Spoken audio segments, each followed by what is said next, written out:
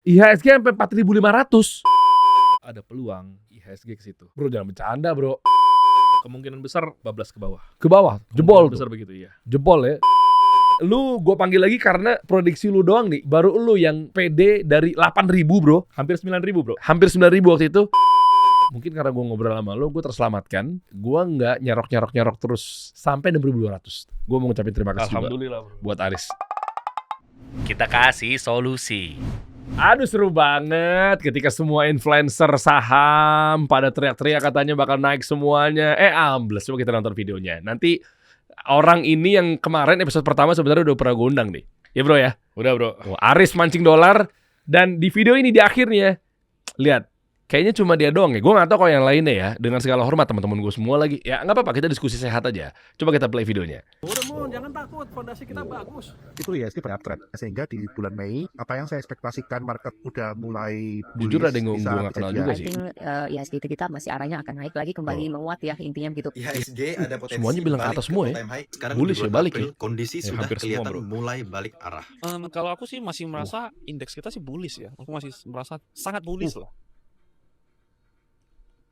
Emang lu bilang apa sih? Ini waktu kita podcast, bro. Oh iya. Kemarin ada prediksi IHSG. Kalau IHSG Zoom ini kan masih mau 1.500. akan turun. Minimal ke 6280. Saya posting Januari tanggal 7 warning bahwa akan anjlok market saham termasuk IHSG. Lu pernah posting juga kan? Iya. Yang waktu itu pernah. Nih coba deh. Postingannya mana? Yang tadi yang nih yang mana sih tadi? Yang dia kasih tahu yang nggak tahu pucuknya di mana itu loh. Nah, ini kan. Ini pernah diposting Ini waktu di kita akun podcast. di akun lu sebelumnya kan? Ya, yang akunnya hilang.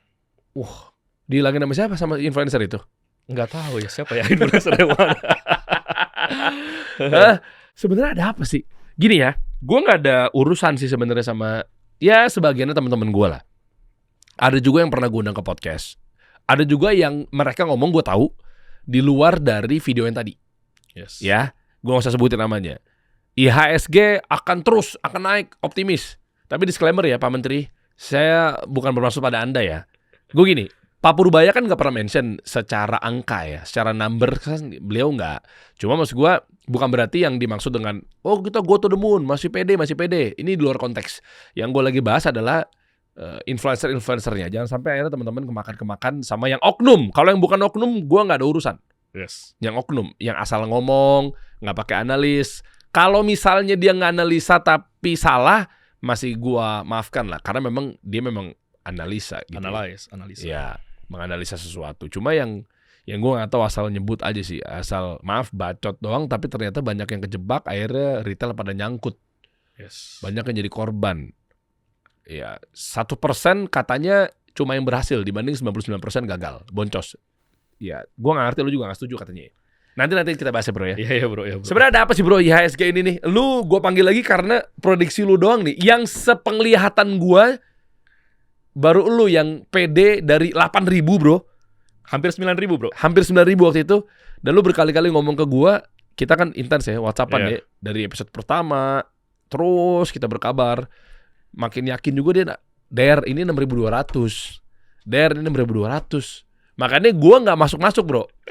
Gini, mungkin kalau bagi penganut short ya, Yes. forex short atau ya yang suka mata uang yang model futures ya. Kalau gue kan agak deg-degan kayak begitu ya. Itu mungkin gue tanda kutip menyesali. Aduh, kenapa gue nggak short saja misalnya begitu ya. Tapi memang gue nggak ambil itunya sih. Anyway, nah tapi gue selamat ya bro. Mungkin karena gue ngobrol sama lo, gue terselamatkan. Gue nggak nyerok terus sampai 6.200. Gue mau ngucapin terima kasih juga Alhamdulillah bro. buat Aris. Ini nggak serius gue. Lo masih lihat porto gue jujur masih merah. Yes. Masih merah tapi nggak ada historinya yang gue Nambah nambah lagi. lagi. Dari terakhir lu duduk di depan gue. Iya, waktu itu kan kita Iya. setelah podcast gue ngomong, bro, sampai ketemu lagi ketika IHSG 6280. Iya. Makanya Thank you. gue nggak ngambil bro. Thank Ini you, saudara. gue jujur, gue dari hati nih gue nih. Bukan karena lu ada di depan gue ya. Gue nggak ngambil lagi. Itu hati gue tuh maju mundur. Ya nggak usah sebut yang namanya ya. Gue ngeliat influencer si A. Waduh, goyang lagi hati gue bro. Bullish, bakal naik. Seakan-akan dia ngomong langsung sama gue, aman Der.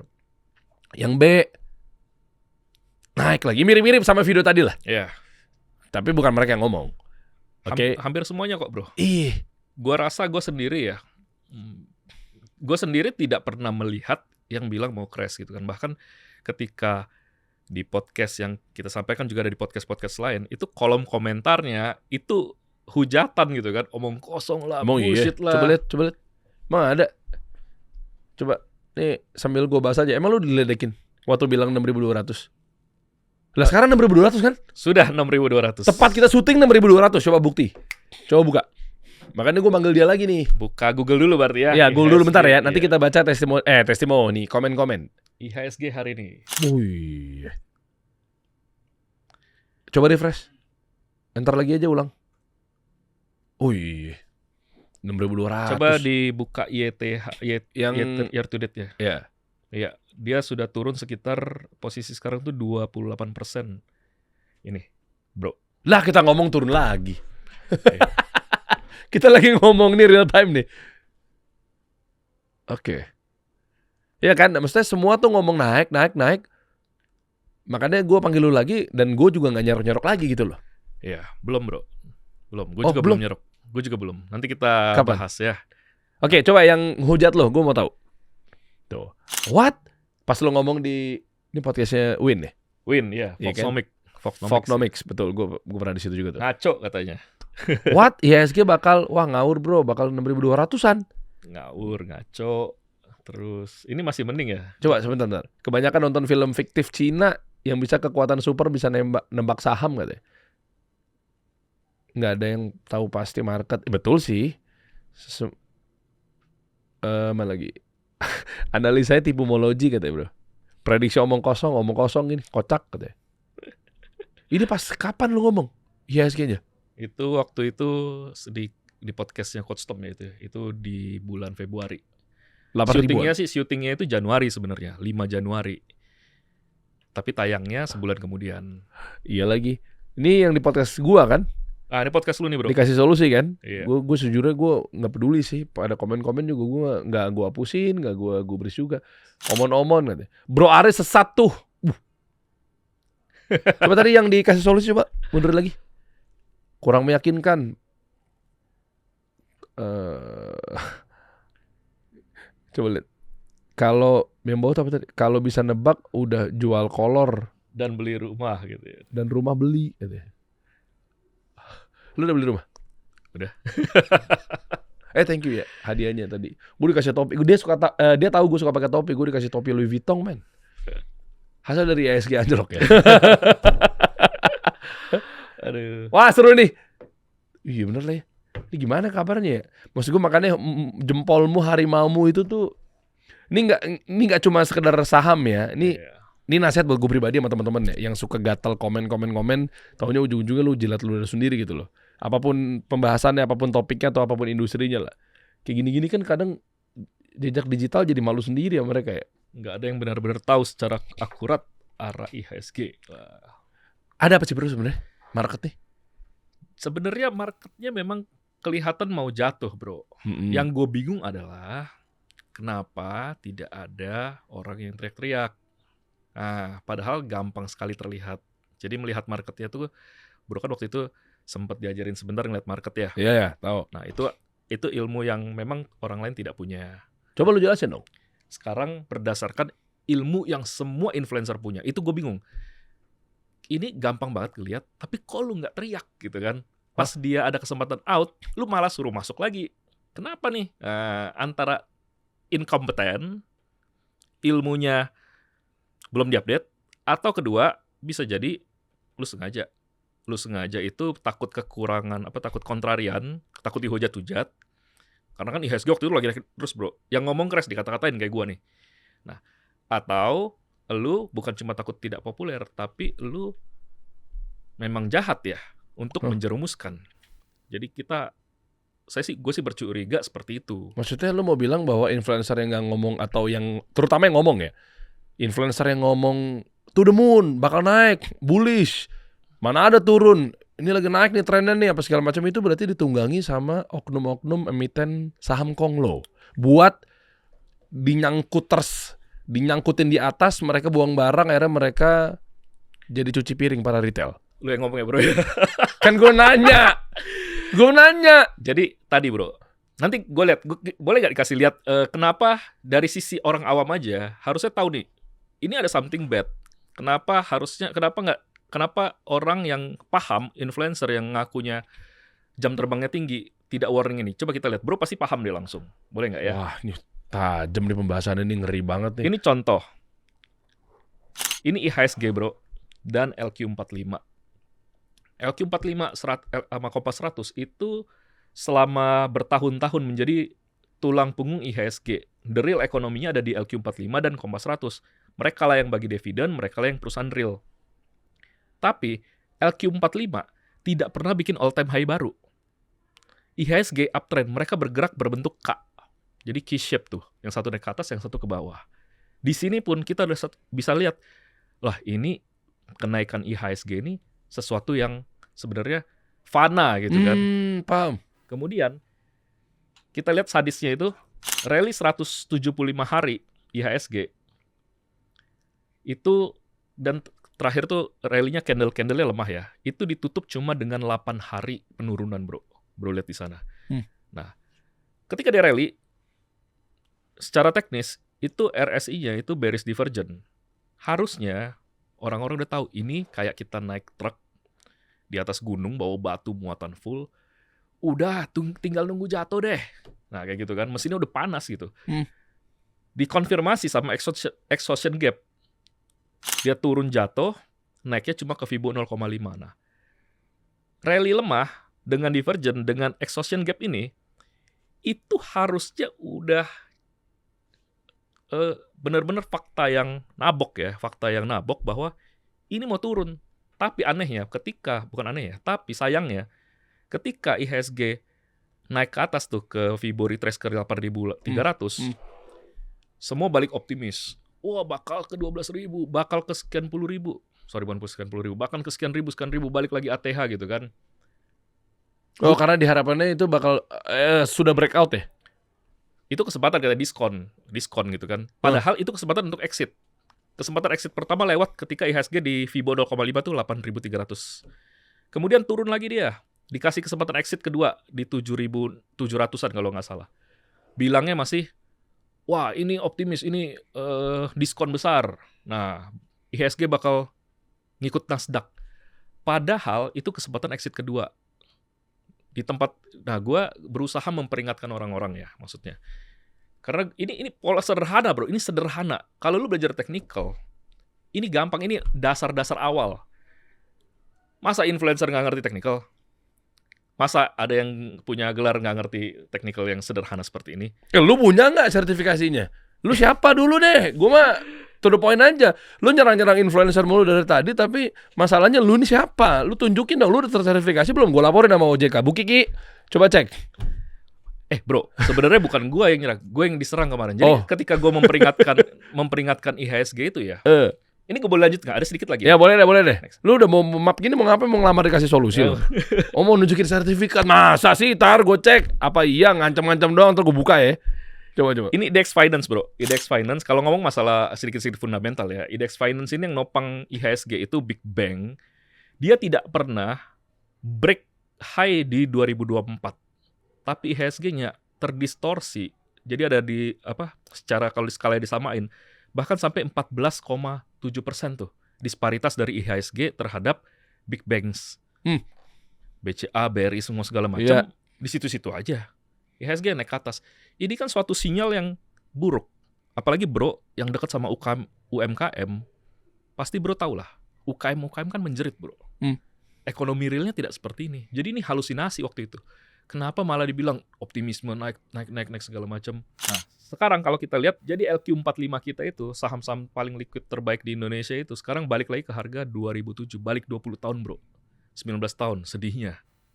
Gue ngomong kayak gini, diserang bro. Jadi IG gue kan IG kecil deh. Gue baru bikin IG lama gue hilang. Pas gue warning IHSG ini hilang. Nggak tahu kenapa. 2 hari kemudian hilang. Terus gue baru bikin Gue baru bikin IG baru gitu ya.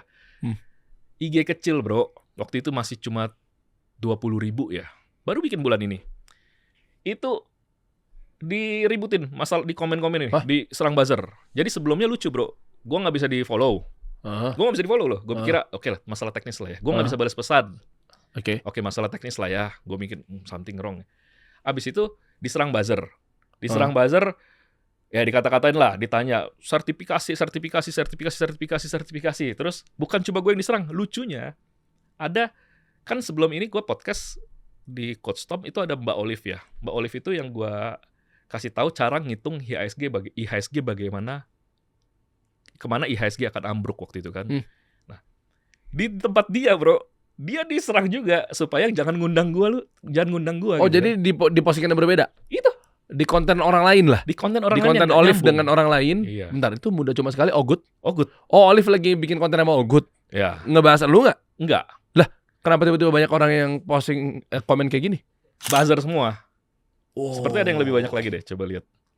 Oh. Legalitas, lisensi. Ini kalau mau lihat lisensi nih, lu ambil aja nih. Lu mau yang mana? Wah, sombong mana? kali anak muda satu ini. Lu mau yang mana tuh kan? Lisensi. Coba. Ah, masa sih? Paling surat lamaran kerja kali ini, atau mungkin abis terima undangan di kampus kali ini. Coba lihat. Badan Pengawas Perdagangan Berjangka Komoditi, sertifikat tanda lulus ujian profesi, nomor sekian, Bapepti ya. Ini asli bro. Asli bro. Ini gue gak bisa ngunjukin karena ada alamatnya dia ya, sama ada nomor sertifikatnya ya. Iya. Nggak usah ditunjukin bro. Nanti kalau ada yang nanya lagi, biar dia menyerang dulu, ntar gue kasih lihat ya. Gini aja dulu. Oh, gini. Tuh. Oh iya. Ya kan tuh. Oke, kelihatan ya tuh logonya kan kelihatan juga. Jadi resmi, maksud gue gitu loh. Sangkanya ntar gue disangkanya dibayar apapun disuruh nutupin lu lagi. Telah lulus ujian profesi calon wakil penasehat berjangka tahun 2026. Apa tuh? CWP ya? Apa istilahnya kalau bahasa Inggrisnya? WPA ya dia. Itu ada WPA, ada CTA, dan ada beberapa lain. Oh iya. Oke, yang ini.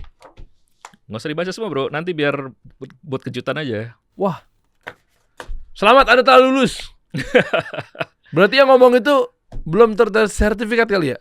Karena katanya analisanya kok balik arah. Masalahnya gue nggak tahu siapa bro. Gue nggak tahu siapa. Ya enggak, gue juga asal Iya. oknum. Yang nggak Oknum ngerasa itu. oknum ya jangan baper lah. Iya. Maksudnya oknum ya berarti Anda nggak jelas dari mana asal usulnya. Kalau Anda jelas asal usulnya ya jangan marah lah. Oke. Karena ada Ini, bro. apa namanya, seperti mau mengadu domba, lucu akun kecil yang nothing ini. Oke, Gua ini ini ya? diadu domba sama Queen saham ya, Ellen May ya. Ellen May, Sa- apa urusannya? Ellen May sampai DM gua, coba di. Kenapa? Nah, Saya meminta dengan tegas agar Anda punya etikat baik untuk menghentikan penggunaan buzzer yang mengganggu saya. Saya anggap ini sebagai peringatan serius untuk segera berhenti. Terima kasih. Gua nggak paham, kenapa tiba-tiba di DM lu begitu? Karena jadi dia kasih lihat screenshot nih, ada buzzer mau bagus-baguskan gua di chatnya dia. Pada saat yang sama gitu kan. Nah, diadu seakan-akan Diadu. belu ribut sama Ellen May. Iya, diadu. Ya, lucu. Jadi sekarang IG gua itu sekarang ya. Jadi gua pakai bahasa Inggris aja lah, bro. Biar gua mau pasarnya biar keluar ke Amerika aja, ke India atau kemana. Jadi gua supaya algoritmanya nggak kayak Indonesia gitu. Gue pengen hidup tenang aja lah. Loh, tapi kan Indonesia juga butuh literasinya, bro. Lu jangan pelit ilmu lah. Ya, biar gua tenang dulu lah, bro. Gue paham, bro. Gini, bro. Itu udah memang konsekuensinya. Kayak kita gini lah. Dikata gue juga kagak diserang apa di thread, gue dirujak, gue abis. Ini kayaknya abis ini komen-komen di sini nyerang-nyerang lu, siap, bro. Saya tidak pernah peduli atas ridho manusia. Asik. Keren. Masukan. Oh, gue terima kasih buat teman-teman yang ngasih masukan. Tapi lu ngapain mengharap ridho makhluk, bro? Ya, kita harus mengharap ridho Allah Subhanahu Wa Taala. Bagi yang Muslim ya. Nah, maksud gue komen-komen seperti itu kan banyak yang so analis sekarang. Padahal ngerti gue. Itu yang pengadu domba, iya. Ngadu domba ya. Jadi maksud gue gini, gue juga sebenarnya gue nggak bilang lu atau mungkin sempurna ya, bisa dibilang ya. Cuma kalau nggak salah lu pernah ngasih tau ke gue juga tuh, bro, terkait efek perang Iran Amerika, yang lu pernah ngasih tau ke gue, ngasih ide lah tanda kutip, yaitu harga minyak, gas, ya kan? Dan kalau nggak salah lu juga bilang bahwa minyak akan melambung ya, gas ya, Iya. waktu itu ya. Jadi Dan sekarang gimana kondisinya? contoh ini harus gue warning ke semua orang waktu itu kan. Jadi waktu itu dilihat sama 10.000 orang, bro. Tanggal 21 Februari. Itu oil harganya di 66, bro. Gue melihat dia akan naik 40%. Ternyata minggu depan ya bener terjadi. Ini gue lihat kenapa bisa naik segila ini ya? Oh, perang Iran mungkin ya. Tapi sebenarnya bukan perang Iran yang diprediksi, tapi oil naiknya itu bisa diprediksi. Dan kejadiannya tanggal 9 ya itu perang Iran. Dengan oil ini gue melihat dia naik, bro. Itu semua ke ekonomi kan bakal jelek, bro. Makanya gue berani pede waktu itu gue bilang. Jadi ini kalau orang mau lihat fundamentalnya, gue ngeliat teknikal. Oh, ini gue ramal mau naik ke sini. Berarti apa? Kondisi berat lapangan. Lapangan pasti kacau. Semakin yakin gue IHSG akan turun. Cuma gue waktu itu tidak punya platform, tidak punya media untuk berkoar-koar. Tapi gue lakukan sebisa gue lah. Di tiap podcast gue selalu bilang 6280. Seenggaknya kenapa? Lu jangan beli dulu. Ekonomi dunia jelek. Lu jangan lihat Nasdaq, lu jangan lihat Dow Jones gitu kan. Lu lihat IHSG ini realnya seperti apa gitu kan. Jangan lu average down. Sayang bro, orang yang sekarang nih DM gue nih, itu sedih-sedih. Nggak bisa biayain anaknya sekolah lah, ada yang bayar dari duit dia, maksudnya dia berharap tadinya bisa pengobatan jadi nggak bisa. Itu sedih-sedih bro. Average down. Itu maksudnya yang dia beli terus ya? Iya, yang beli terus. Itu gimana sih? Gue agak lupa tuh konsepnya. Jadi misalnya semakin turun dia bayar terus, beli lagi. Iya, itu mirip kayak DCA. Persis DCA, dollar cost averaging gitu kan. Jadi itu sebenarnya kalau misalnya barangnya kita yakin naik, ya boleh-boleh aja sih. Tapi kalau misalnya kondisinya mepet apa semua segala macam lu DCA kan duit lu habis lama-lama. Better lu wait, tunggu di bawah, lu tambah. Nah kayak gitu kan. Kan sekarang orang DCA tuh kenapa? Turun, tambah turun. Oke, per 100 poin, per 300 poin. Karena dia nggak ngerti bro. Sementara bagi orang yang ngerti, contoh kayak gue kalau misalnya nyangkut, gue DCA di mana? Tunggu di bawah. Gue tahu chartnya kok, gue tahu dia bakal kesini kok. Kayak gitu. Masa lu bisa tahu market tuh geraknya kayak begitu bro? Kan gak ada yang pernah tahu. Bukan masalah 6.200 oke lah ya. Mungkin lu nganalisa. Tapi ketika kan gue tungguin di sini, lah market kan bukan market selalu menang bro. Iya, market selalu menang karena kita banyak yang kalah. Yang tahu ini kan gak banyak bro. Dan yang tahu aja diserang-serang nih. Gue mau mencoba mengasih tahu. Gimana? Yang keliru-keliru, yang gak tepat, berjaya-jaya aja tuh. Sementara yang bener malah gimana kan diserang, dibungkam semua segala macam. Coba lu analisa, bro. Coba lu analisa ya. Contoh yang gue mau mengkritisi sedikit mengenai IHSG nih. Oke. Kalau dulu kita beli saham, gue kasih tau lu, bro, ini saham gorengan. Lu masukin duit lu, mau nggak lu, bro? Ya nggak mau lah. Nggak mau. Saham gorengan. Nah, sekarang gue ngomong, bro, ini saham Konglo, bro. Oh iya, oke. Konglo ini mantap orangnya, baik orangnya, dia mau bagi-bagi duit ke kita. Kenapa semua influencer mayoritas sepakat dengan kata Konglo? Padahal Konglo itu kerjaannya yang sekarang ini ngegoreng-goreng juga. Dan yang dulu ngegoreng-goreng juga bukan orang miskin bro. Itu konglomerat juga. Kenapa mereka tukang goreng yang dulu-dulu itu tidak disebut saham Konglo? Misal contoh Beni Cokro, kan konglomerat. Dulu grup yang konglomerat.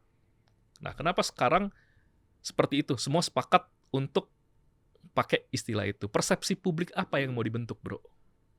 Dan ketika turun kemarin IHSG karena penurunan saham Konglo yang luar biasa, bubble-nya pecah, malah seolah-olah yang disalahkan adalah pemerintah. Wah, mereka nih, Konglo kita juga jadi korban dari kebijakannya Pak Presiden nih, gitu kan? Wah, perusahaannya. Jadi dia kehilangan kapitalisasi banyak nih, duitnya berkurang berapa ratus triliun nih karena presiden kita salah bikin ini, karena presiden kita bikin IHSG begini. Jadi orang baik gitu kan, jadi orang baik. Nah framing ini kan yang lu lihat sekarang nih. Coba kita berpikir secara masuk akal. Pasti kita akan melihat sesuatu yang visi gitu kan. Ngerti gue. Kalau kita ngomong dari sisi bandar ya, semua orang kan kemarin dapat cuan semua bro, dapat cuan semua ya, semua dapat cuan. Trading di saham Konglo itu semua dapat cuan. Nggak bisa juga lu nyalain, gara-gara kau saya miskin nih segala macam. Pas dikasih cuan kenapa nggak keluar? Serakah kan? Serakah di dalam lagi berharap dari sekian jadi sekian. Yang permasalahannya adalah yang influencernya kenapa tidak mendidik gitu loh. Lihat aja tadi disparasinya dari LQ45 ke IHSG. Harusnya orang biasa ngelihat kok. Ngelihat juga harga minyak, ngelihat juga ekonomi real. Jangan kita diem-diem jangan kita dengan mata kondisi realnya menurut lu bro, gimana kondisi real sekarang? Berat kan? Iya. Bahkan gua nggak tahu nih nyambung ke IHSG yang versi lu apa enggak ya, secara makronya. Gue ngeliat duit itu kok nggak muter ya. Duit itu nggak muter. Yang gue lihat, menurut keyakinan gue nih, jadi duit itu nggak muter di kalangan bawah. Kering di bawah bro. Iya, betul. Di bawah kering. Gue amatin banget tuh. Jadi gue nggak tahu apakah hilirisasinya yang belum dioptimalkan, apakah hulu ke hilirnya, apakah orang-orang kayanya nggak dongkrak bawa ke atas, apakah yang di bawah nggak dapat kue. Gue bingung. Dari kemarin gue secara ekonomi makro tuh, untuk khususnya mikro to makro ya, yang memang di dunia usaha ya. Gue bukan ekonom, jadi bukan yang secara ekonomi makronya, yang secara ekonominya, Yes. tapi gue bahas dari sisi sektor realnya. Duit yang berputar di sektor real. Gue kayak kurang greget gitu gue ngeliatnya. Karena kan gue kan UMKM. membersamai para 64 juta UMKM ini gitu loh. Iya, itulah wajah sebenarnya ekonomi kan di bawah bro. Sektor real itu ya. Sektor real. Ya itu dia maksud. Kenapa bro? Kering itu gimana sih? Gue nggak tahu bro, gue bukan ekonom juga sama kayak lu. Mungkin lu lebih paham dari gue. Tapi secara teknikal yang gue lihat, gue cuma lihat garis-garis chart aja kan. Tapi gue bisa predik, oh ini bakal kesini dan bakal kesini. Dan ini mungkin akan naik, tapi keadaan belum membaik. Ya. Nanti gue akan Nanti ya ya kalau lu ada chart kita buka aja kali ya. Kapan-kapan ya. Nanti aja bentar lagi bro Nanti. ya. Oke. Gini bro, gue tambahin lagi deh. Gue sebenarnya keinget sesuatu sih sama tentang IHSG dan duit kering di bawah ini. Para ekonom mungkin koreksi kalau gue salah ya. Dan mungkin lu akan tersinggung bro. Ya. Dengan segala hormat nih. Dan mungkin lu juga, para trader juga akan tersinggung. Atau crypto bros. Nah, gue mention aja deh. Gue gak mau bahas ini, tapi beranikan diri gue ngebahasnya. Sektor real kenapa gak hidup juga? Karena greedy-nya, tanda kutip, ikut-ikutannya. Anda kemarin sore masuk ke pasar modal, financial market. Ini gue buka aja deh. Gue hampir nggak pernah ngomong kayak gini. Makanya tadi gue udah disclaimer nih. Yes. Mungkin lo akan tersinggung. Tapi kalau lo nggak ya lo punya solusinya ya lo kasih solusi. Gue ngelihat fenomenal sekarang ini. Ya kita tahu bersama kemarin kan sempat ada yang bawain mindset tentang cepat kaya. Ya kan besok beli ini, besok beli itu gitu ya. Akhirnya mereka coba masuk ke sana. Ya financial market. Yang dimana sebetulnya kalau kemarin-kemarin kita mundur ke belakang juga kenapa nggak kering? Karena mereka belanja. Yang tadinya dapat duit, sisa dari UMR-nya sejutanya ini dia pakai buat jajan. Buat dia nonton di rumah, main sama anaknya, ya kan, beli mainan, beli makanan, cemilan dan seterusnya. Tapi sekarang perilakunya depo. ya itu All bro. in. Itu bro.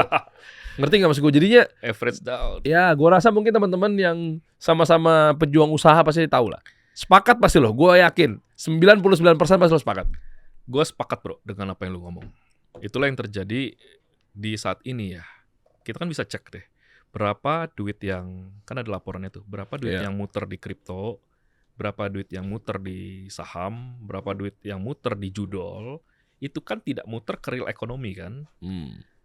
Seperti yang bro bilang tadi. Seperti itulah. Ini membuat itu kering. Jadi orang sekarang berpikir dia lebih baik mengorbankan kesenangan dia sekarang, makan dia atau kebutuhan dia yang untuk belanja menggerakkan ekonomi ya, supaya dia bisa dapat gain di pasar modal, forex, bitcoin, saham, yang dia lihat, wah ini flashy sekali, wah ini keren sekali, orang ini keren sekali. Nah, jadi sebenarnya ada edukasi yang harus diubah bro. Ada edukasi yang harus diubah. Jadi kita ini yang gue baca, bro pasti juga banyak DM di dalam ya. Orang nanya, bang saya ada duit ini, saya ada duit ini. Duitnya mau kemana? Jadi buru-buru mau diinvestasikan. Jadi gue menganalogikan itu kayak bocil, dikasih, dia punya es krim, kita bilang begini, ada yang bilang gini, es krim lu, dek es krim kamu mau meleleh bentar lagi. Cepet, masukin ke situ.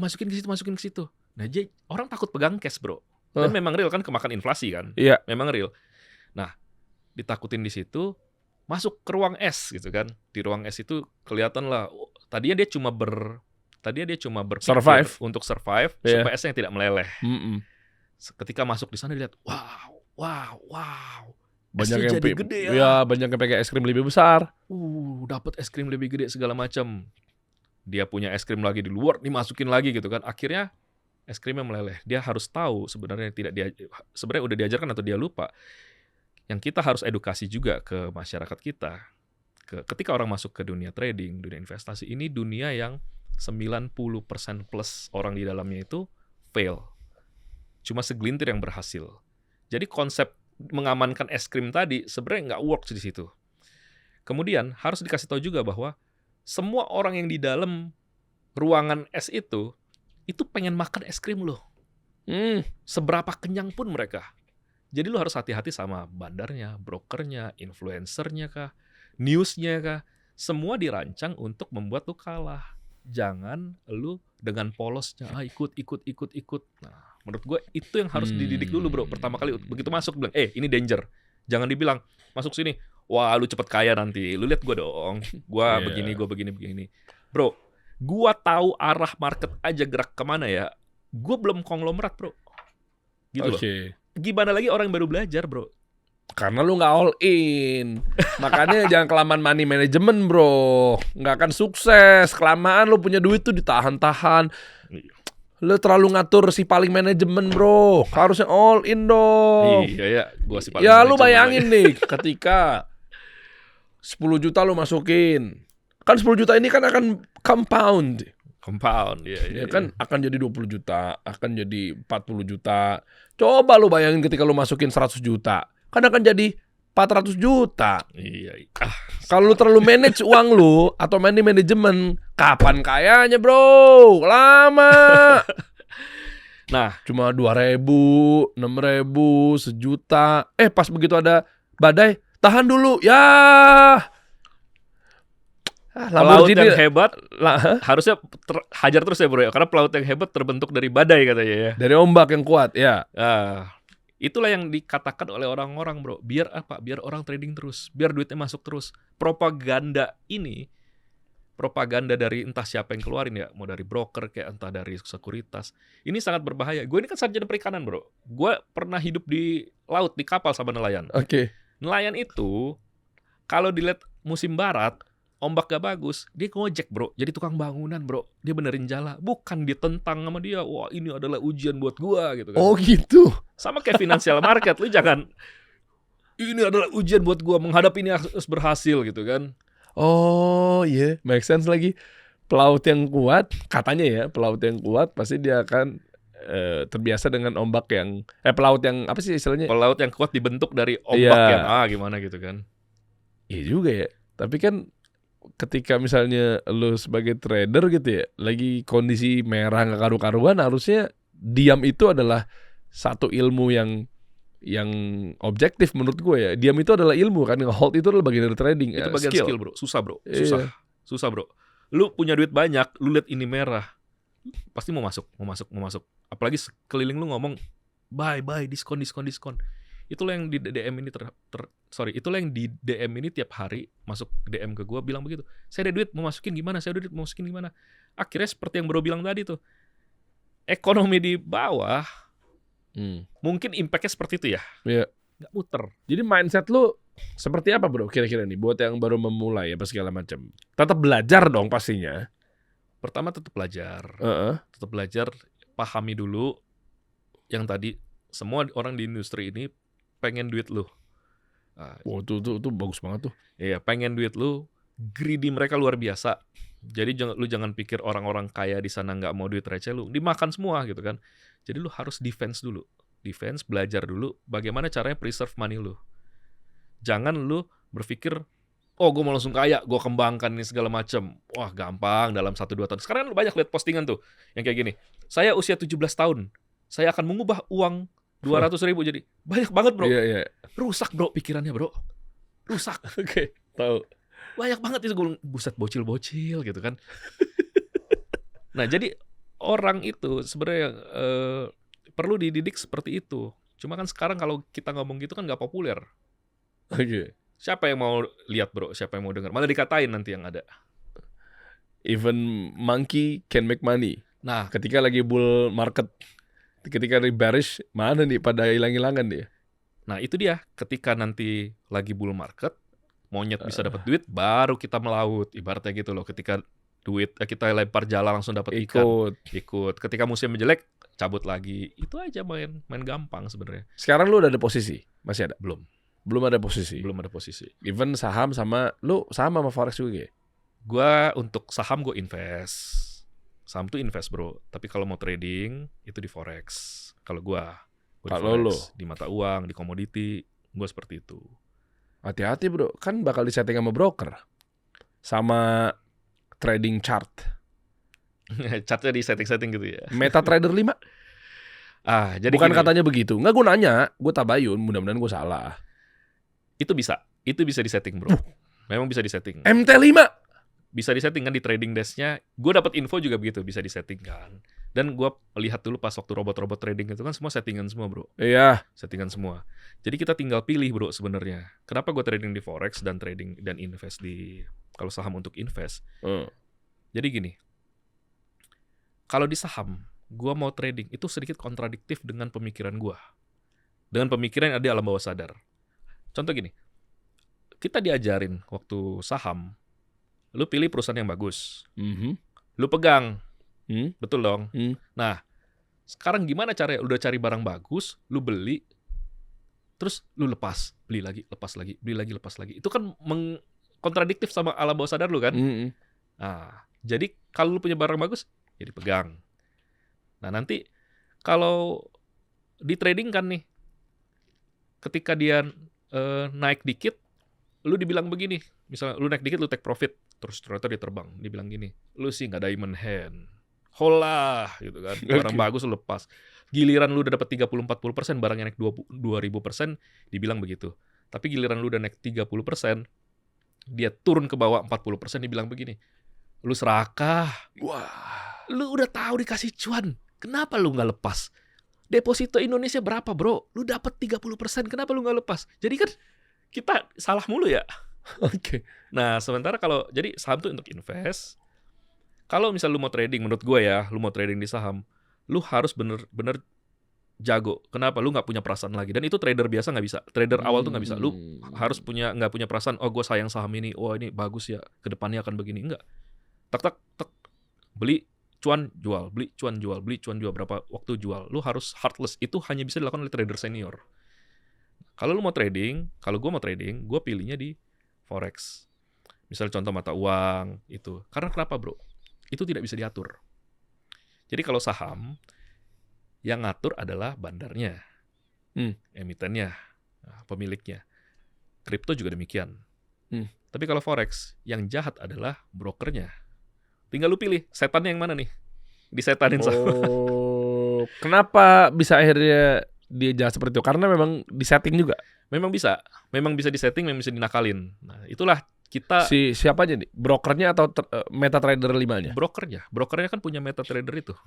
Semua broker itu dia Ketahuannya dia punya sistem AI atau robot yang memang kelihatan behavior lu kayak gimana sih cara lu trade gitu ya? Ya, dia Wah. bisa lihat, kemudian dia bisa makan posisi lu itu. Lah kan semua segala candle-nya macam. sama, kita bisa ngecek juga yang lain. Bisa, cuma dia mainin spread, semua segala macam, stop loss-nya diaturin gitu, slippage. Kan kita yang ngaturin stop loss.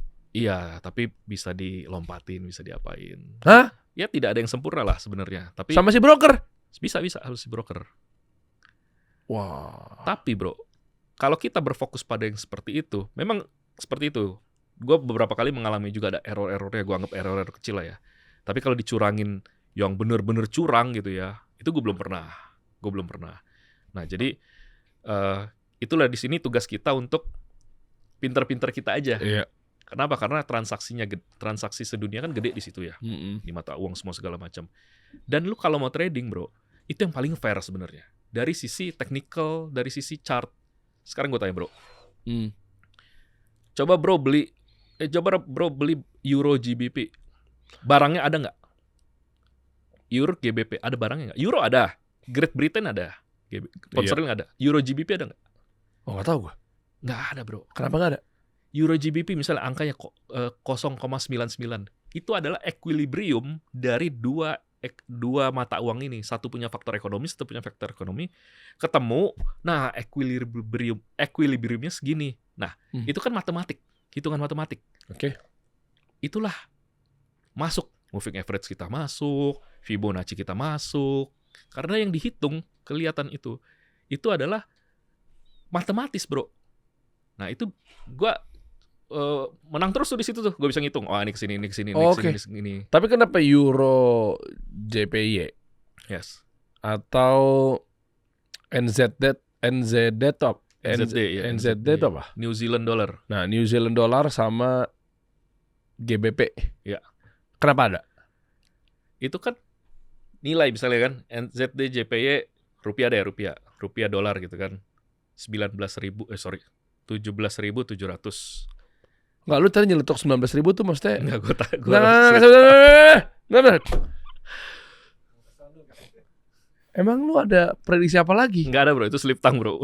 Slip tang apa memang lu punya satu prediksi Enggak ada. tanda kutip ramalan Kalau dolar IHSG, akan 19.000? kalau dolar enggak ada.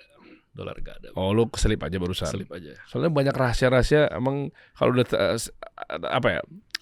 Trader bersertifikasi atau analis ini bersertifikasi, kita banyak harus contek-contek nih. Ada info-info A1 apa emang? Nanti kita kasih tahu. Oke, IHSG nanti ya.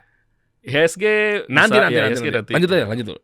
Jadi tadi itu adalah kondisi di mana bisa dihitung, bro, titik temu gitu kan antara mata uang ini, negara ini dan negara ini gitu kan. Demand ini dengan demand di sini, tarik menarik. Nah, kelihatan tuh behavior manusianya. Oh, bisa dihitung. Nah, gue suka yang seperti itu. Daripada lu belajar setengah mati, lu masuk misalnya ke saham yang apa tuh? Yang saham Sultan Subang kemarin, IIPE apa BEPS ya? Enggak tahu. Mau lihat? Coba buka aja. Apa sih? Coba Saham Subang. saham BEPS ratusan nomine coba. Apa sih? Industri apa? Sektor apa?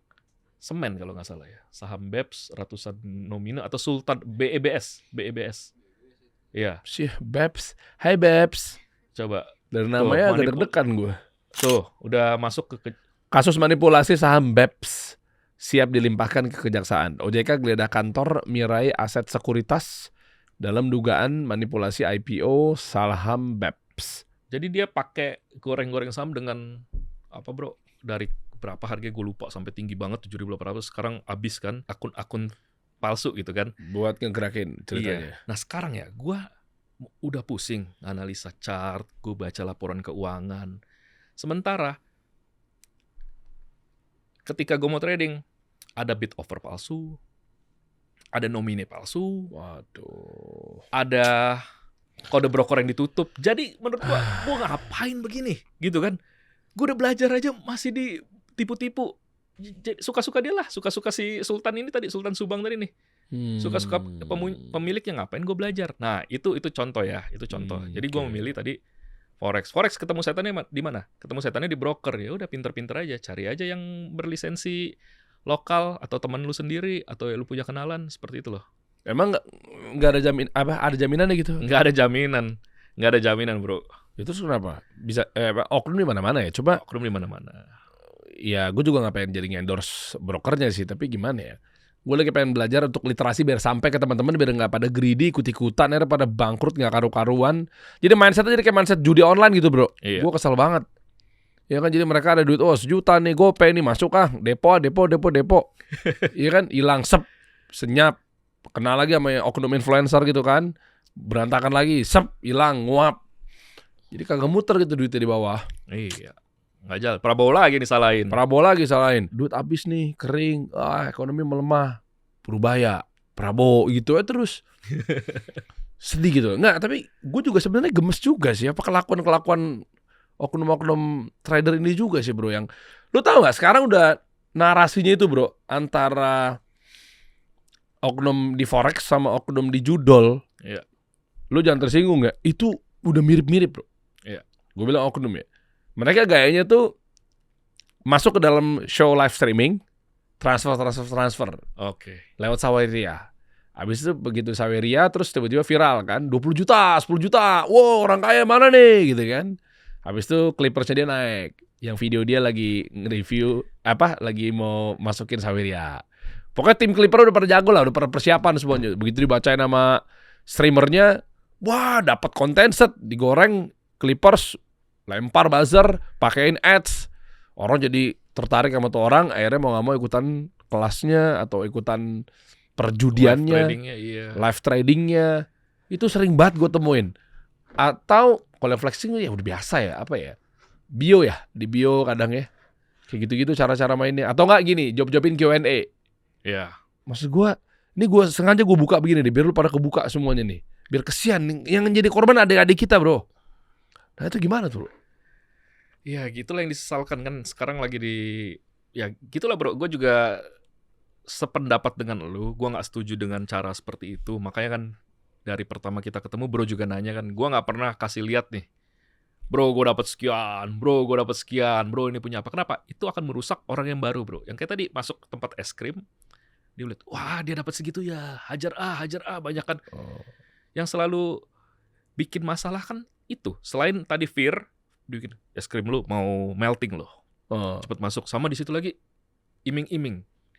Combo maut bro. Nah itulah harus kita benerin. Bro lah yang kasih solusi. Siap.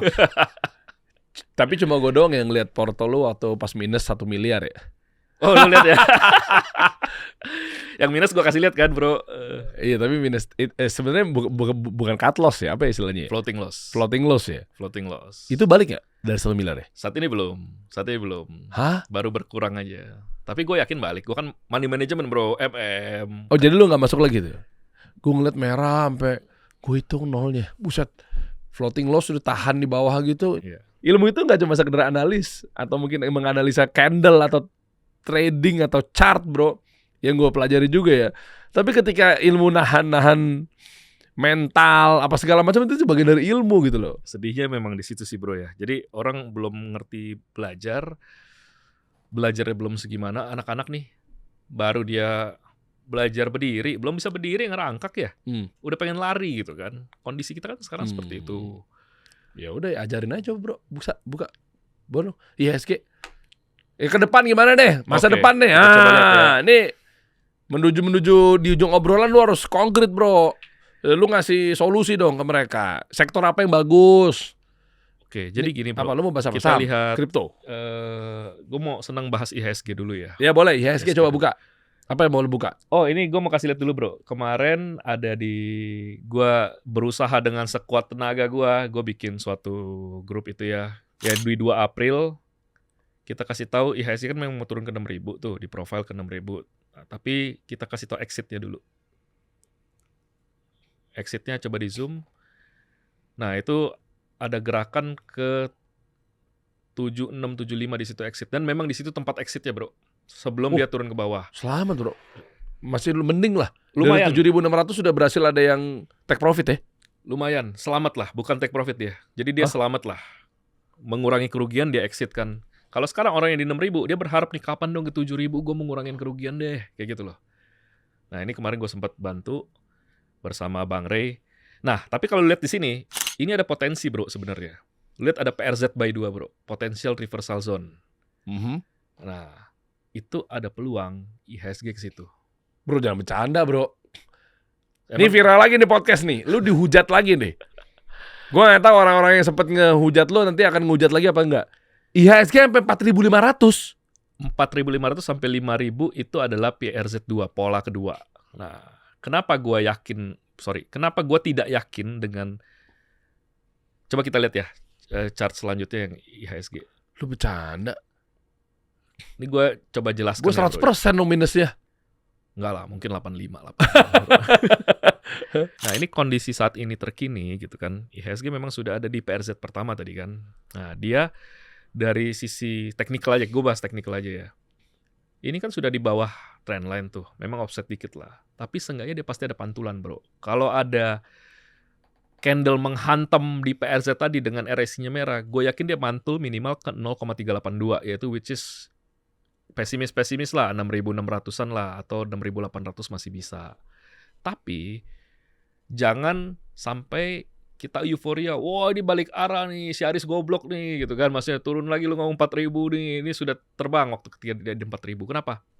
Gua lihat korelasinya sama market global, bro.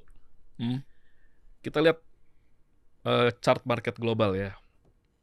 Jadi mungkin ada sorry, Apa sih S&P? ini indeks bro, ini gue Oke, merangkum S&P 500. Oke. perwakilan dari 3 benua. Ini Oke. Amerika S&P ya bro ya. Ya. Posisi candle-nya setinggi itu bro. Udah naik begitu. Dengan ilmu yang sama gue pakai untuk memprediksi IHSG dan memprediksi kejatuhan Bitcoin, kenaikan dari oil, itu gue dapat penurunan sekitar 26%. Potensi penurunan 26% di SP 500. Next. Untuk Nasdaq itu penurunannya 35%. Kalau dari titik sekarang ya, itu ke area 19.200-an dan gue cukup pede. Lihat posisi tinggi segitu, bro. Masa iya nggak koreksi? Oh, udah ketinggian ya. Udah ketinggian. Ini wakil dari Eropa, Bayern Munchen, bukan, Spain. indeks Spanyol gitu kan. Oke. Gua- Bayern Munchen Jerman, bro. Memprediksi dia turun ke area 9.000 bro, which is sekitar 50%. Lihat ketinggian seperti ini emang sehat bro. Oh, terlalu tegak lurus ke atas. Ini mah tinggal jomplangnya aja sih. Saham-saham yang tewas kemarin kan begini semua. Nah, Iya, iya. next lagi. Nah, ini wakil Asia, Jepang di penurunan mungkin 47%, dia akan turun ke 34.000 prediksi gua. Next. Ini apa nih? Inggris punya 40%.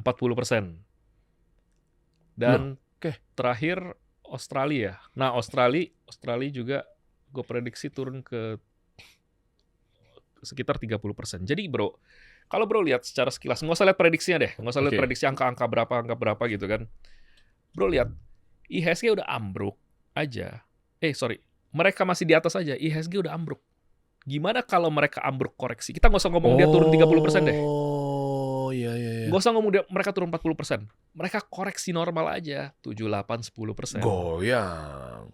IHSG kan latah. Goyang. Karena banyak investor asing juga sih di sini ya masuk ya. Itu satu. Kedua, kita lihat harga oil sekarang kan nggak mau turun tuh. Di atas $100, 100 sekian puluh dolar kan, 110, 120. Ya Hormuz masih begitu.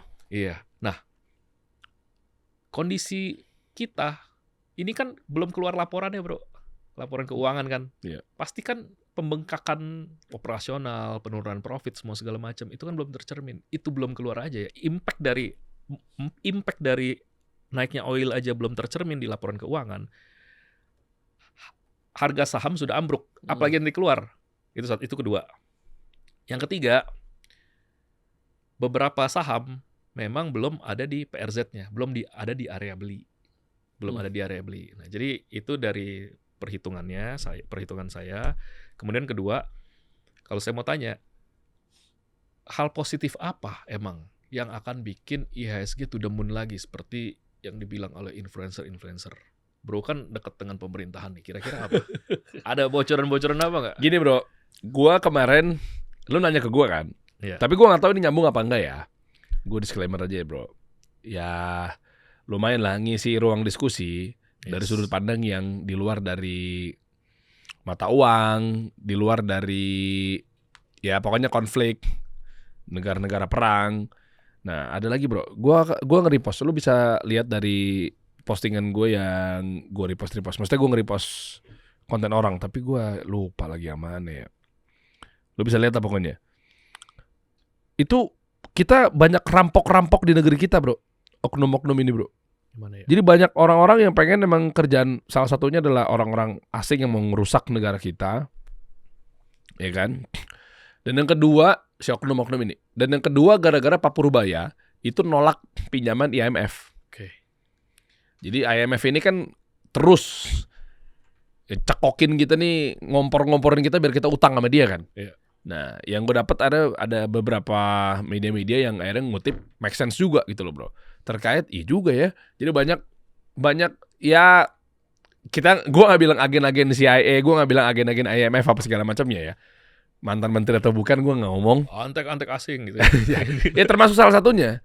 Karena George Soros juga pengen kita junam kan, turun menukik Yes. ke bawah gitu, hancur kalau bisa kan. Bagusnya Pak Purbaya karena beliau juga nasionalis ya. Jadi ngejagain biar kita nih benar-benar sesuai beramal, mengamalkan program astacitanya Pak Presiden, Pak Prabowo, yaitu terkait mendorong kemandirian bangsa. Jadi kalau bisa kita sendiri, kalau bisa kita surplus, ya kan, kita sumber daya alam ini kayanya luar biasa gitu kan. Makanya nolak pinjaman dari luar negeri. Nah akhirnya terus investor nggak percaya sama kepastian secara global kita, Indonesia di mata global. Akhirnya turun. Nah gue nggak tahu kalau lu kan bacanya dari market. Kalau gue ngeliatnya dari isu konspirasi sama kontroversi dari pihak luar secara global, secara tipis-tipis ekonomi makro lah. Belum lagi George Soros yang masukin duitnya ke LSM yang di akhirnya mereka jadi pengkhianat bangsa lah, ya kan? Ya kalau lu LSM lu nggak ngerasa terima duit akhirnya, atau mungkin terima tapi lu nggak ngapa-ngapain, ya itu gue nggak lagi gak sasar, nggak usah GR lo. Ya, nah kayak gitu bro. Nah gue nggak tahu kalau lu tuh analisa 4.000-an itu, 4.000 sampai 5.000 itu analisa market yang kayak gimana? Lu pasti market kan? Coba lihat yang punya Bang Itu Reza. gue nggak kebayang karena gue bukan di situ. Gue bukan trader bro. Gue bukan analis juga. Jadi lu soalnya ngomongnya market. Nah masa market digerakin sama IMF gimana sih bro? Kalaupun misalnya gue paksakan untuk pakai teori gue ya. Jadi sebenarnya gue tidak melihat dari itu semua bro. Gue sebenarnya cuma ngelihat dari technical aja. Iya nggak apa-apa. Gue ngeliat dari technical aja, memang apakah barang ini akan turun ke 5.000 atau 4.000 belum tentu. Lalu Kita dibaca ngapain begitu. bikin PRZ buy kedua di sini? Tapi kalau dia turun ke 5.000 sampai 4.500, beli. Nah, bacanya gitu. Gue koreksi. Oke, bisa gagal di mana? Jadi kalau dia tembus 5.700, Oh, jebolnya tuh di situ. Iya. Tembok Cinanya tuh di 5.700. yes, kalau jebol 5.700, kita beli dia di mana? Beli dia jangan di 5.500, 5.200 jangan. Beli dia di range antara 4.500 sampai 5.000. Kalau ke situ buy, bukan dia bakal turun ke situ, lu sell, bukan. Kalau ke situ lu buy, gitu. Oren ini kan 5.700 tuh kayak batas Yes. temboknya. Jadi kalau 5.600 aja, Ya. itu udah mungkin gak dia ngejilat dikit, tep balik lagi Kemungkinan besar bablas ke bawah. ke bawah, Kemungkinan jebol tuh. besar begitu ya. Jebol ya dari 5.700 ya. Yes. Tapi kalau dicocok-cocok logi dengan yang lain, lihat indeks global lah, lihat oil lah, lihat inflasi lah. Tadi kan gue cocok logi kan. Ya. Nah, ya itu tadi. Oke. Market luar belum ambruk, IDSG udah Ya. 30. Gimana mereka turun? Oke. Berarti yang harus dibeli apa, bro? Sektor apa? Begitu nanti misalnya jebol di 5.700 ke bawah. Yes. Jebol nih. Ya kita siapa yang nggak mau dapat harga murah? Kayak bonus Covid, bro. Iya. Ya kan? Kalau untuk Covid kemarin kan pada murah-murah meriah tuh semuanya tuh. Nah, kita kan bukan kita berdoa ke sana ya, tapi maksud gua ya ketika qadarullah udah ada di situ takdirnya, gua harus beli apa? Ini not financial advice aja, gua Iya. Nanti gue akan WhatsApp gua. sebenarnya sih ya gue WhatsApp lu aja, bro. Gue WhatsApp lu aja mana-mana yang udah di dasar. Karena gini, IHSG di bawah dan dia naik, belum tentu saham kita naik, bro. IHSG udah stop turun nih. Stop turun udah mulai mantul misalnya ya. Belum tentu saham kita stop turun. Lo kan bandar sama retail ikutannya ya, Rok. FOMO. Iya, tapi saham kita Naik sama IHSG kan beda nih. IHSG-nya bisa naik, tapi saham kita bisa tiduran di situ aja. Atau nggak Saham bergerak. emiten maksud lo? Emiten kita. Nah, jadi nanti gua akan DM lu lah pribadi lah.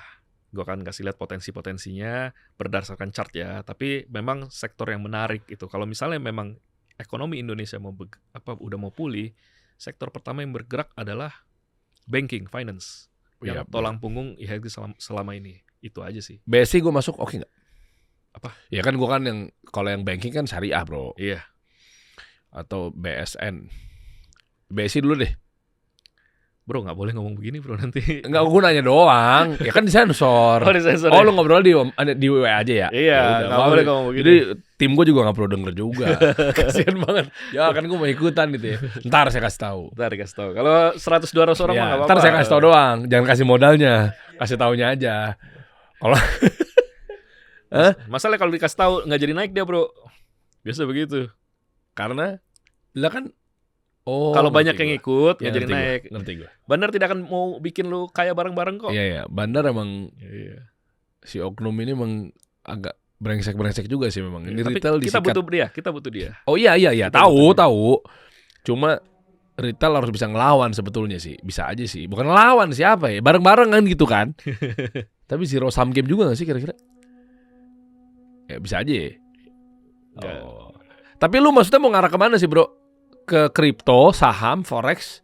Gue trading forex bro, gue trading Enggak, forex. kalau begitu IHSG-nya jebol 5.600 ke bawah. Oh, gue akan beli IHSG dong, gue akan beli saham dong, gue invest. Kapan lagi dapat harga di bawah COVID kan? Kan sekarang Banking aja, ya? Lu banking ya? banking. Sekarang aja kan banyak saham yang udah di bawah harga COVID ya. Nah, kalau misalnya gue dapat good deal lagi, ya gue belinya Big Bang lah. Tulang punggung ekonomi kita kok. Itu buat invest. Oke. Ini gue nawar sadis ya. Jangan apa, gue nggak minta teman-teman ngikutin. Ini prediksi pribadi. Jadi kalau di situ gue baru beli gitu loh. Bukan gue bilang, wah ini bakal turun ke situ, gue ralat. Kalau ke situ gue akan beli. Kalau sekarang gue beli apa enggak? Gue yakin ada pantulan. Di 6.000 ada pantulan. Karena target pertama gue yang kita hitung sudah kena. Dan itu akan mantul. Tapi pantulannya gue anggap pantulan semu. Gitu. Oke, nanti kita bahasnya gini. Next aja gimana? Gue ngundang lu lagi. Teman-teman kalau setuju gue ngundang Aris lagi. Karena memang ini gue sampai merinding sih. Kalau memang sampai tembus ke 4.500-an ke atas lagi, itu lu pecah sih bro. Di saat yang lainnya ini udah momentum. Breakout akan balik arah gitu-gitu ya. Nah, gue ngundang lu lagi tapi memang kalau bisa elunya buka laptop, buka chart, lu bareng sama tim lu. Bang Rey aja banyak mau, Bang Rey. Oke aja. Ya, Bang Rey. Ragnar Rey. Iya, gue kenal juga. Iya, Bang Rey ya. Apa namanya lu duduk situ coba buktikan kalau Anda itu mantap. Makasih, Bang. Ide-ide lu sering mantap sih memang. Yang mantep dia. Itu kan chartnya dia tadi. Iya. Makasih udah ngasih ide-ide cemerlang japri-japri saya. Duduk sini bang. Next meeting ya bro ya. Iya. Next podcast ya. Ya next podcast. Kita lihat dulu. Tapi gue nggak tahu. Lu mau hitungin prediksi ini berlaku sampai berapa lama? Nggak, gue sih nggak tahu. Bulan depan misalnya. Lu sebut aja. Dia nggak tahu. Iya. Gue nggak tahu bro. Ya, Tapi nanti kita bikin aja gini. Iya. Kita gini aja. Kita belajar belajar analisis. Iya. Langsung biar audiens bro juga bisa ngeliat gitu kan. Gitu. Dasar-dasarnya ya. Cara gimana biar lu nggak pada FOMO gitu loh. Teknik yang simple-simple. Karena kesalahan terbesar gua di trading itu ada dua. Satu, gua percaya sama news dan berita. Hah? Itu kesalahan terbesar pertama gua. Karena emang harus percaya sama news bro. Oke lah nanti kita bahasnya. Kan The Fed harus tolak ukur utama bro. Good morning, good afternoon bro. Oke. Jam 20.30. Coba aja. Coba aja. Nggak, kalau sekarang gue nggak percaya. Gue sekarang itu gue karena Trump. Karena si kakek-kakek ini emang ngeselin. Gue jadi kayak bodo amat gue. Waktu Jerome Powell masih agak-agak deh. Masih percaya gue. Cuma kalau sekarang udah kayak alah permainan kakek. Kesel gue. Jadi gue bodo amat mau jam berapa kayak muncul news nggak peduli gue. Iya. Itu gue nggak tahu. Lu versi lu gimana? Kenapa? Sebelum lu yang kedua ya. Lu yang pertama dulu kenapa? Gini bro, gue pernah rugi banyak gara-gara news. Jadi newsnya kemana, geraknya kemana. Jadi kita ini sebagai retail, tahu news itu adalah orang yang paling terakhir bro. Yang di atas itu udah tahu semua dan ambil posisi. Waduh iya lagi. Dan news itu kedua, banyak news bisa dibayar, dibeli gitu kan. Jadi ya mau sebar-sebar isu, mau sebar apa, bikin orang FOMO, ya tinggal dukung aja sama news. Duitnya banyak mereka kan. Serius bro? Jadi gue gak percaya media bro. Gue gak percaya media. Lu orang media kan. Lu orang media lu pasti lebih tahu lah. Lu jago lah. Cuma gue gak percaya. Kalau trading gue tutup kuping. Gue gak mau baca media. Gue gak mau lihat postingan apapun. News apapun gue gak mau lihat. Nah salahan kedua adalah gue tidak belajar technical analysis bro. Dari awal. Kalau gue belajar technical analysis lebih awal, gue mungkin udah sekaya lu bro. Gak perlu nembak lu. Nggak perlu nembak nih, PPATK nggak usah sosok ngecek lo. Tiba-tiba jadi rekomendasi. Nggak usah, apa orang pajak jadi rekomendasi juga jadinya kesannya. Nggak ada yang ngasal, bercanda dia. Bercanda ya. Oke, terus berarti dua itu ya. Iya. Makanya lu sempat jatuh parah. Berapa total kerugian lu? Waktu itu porto gua 14, hampir 16 M ya. 16 M lebih lah terakhir. Nah itu ambles semua. Kan udah diceritakan di podcast ya, nonton podcast pertama deh 16 miliar rungkat men. Sekarang udah hijau lah. Ya Udah belum balik. kayak bro lah. Gue spill mobil lu, gue Ya, suruh orang pajak, kita dirjen pajak gue telepon Kita ya. selesaikan perseteruan diri. Nanti kita akan bahas lagi secara analis ya di Iya. next episode ya. Oke. Deal bro, mantap, thank you Aris, keren. Kita kasih solusi.